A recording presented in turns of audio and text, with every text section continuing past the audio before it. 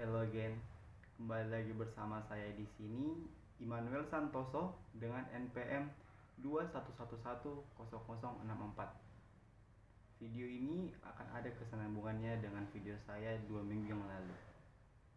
Video ini menceritakan tentang seorang putri yang bernama Drupadi. Kisah ini diangkat oleh seorang sastrawan angkatan 2000-an yang bernama Seno Gumira Ajidarma. Seno Gumira Ajidarma dikenal juga dengan nama Mira Sato. Penulis ini lahir di Boston, Amerika Serikat pada tanggal 19 Juni 1958. Orang Amerika. Dan dibesarkan di Yogyakarta.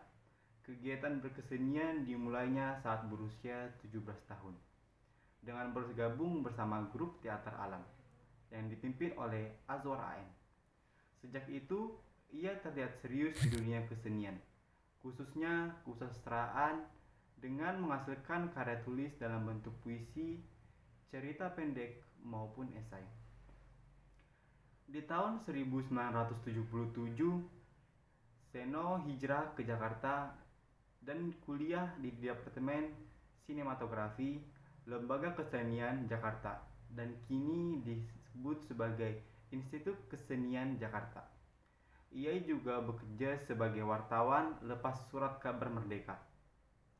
Selanjutnya, ia menerbitkan majalah Kampus Cikini, majalah film sinema Indonesia tahun 1980, dan Mingguan Zaman. Ia juga pernah menjabat redaktur pelaksanaan Jakarta sampai tahun 1992. Selanjutnya, ia menyelesaikan studi di IKJ tahun 1994. Di tahun 1993 sampai 1994, ia menulis novel yang berjudul Drupadi. Novelnya tersebut diterbitkan pada tahun 2014. Mengapa terlihat sangat lama? Ya, kita ketahui sendiri bahwa seorang penulis itu tidak pernah fokus kepada satu tujuan. Kadang ia ingin melakukan A dan kadang juga ingin melakukan B. Makanya selama itu. Kembali kepada topik semula. Kita akan kembali ke dalam novel yang berjudul Drupadi. Drupadi adalah tokoh wanita dari kisah Mahabharata. Konon, Drupadi diciptakan dari sekuntum bunga teratai yang sedang merekah.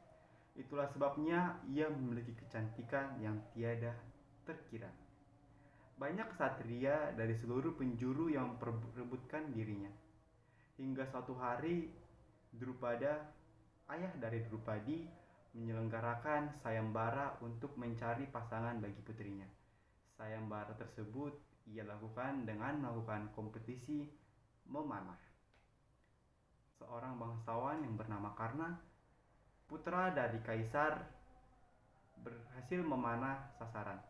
Namun Drupadi menolak karena tidak ingin bersuami seorang yang lebih rendah derajatnya. Biasa di zaman dahulu tiap orang itu punya kasta masing-masing. Dan Drupadi tidak ingin menikah dengan seorang pria yang di bawah kastanya.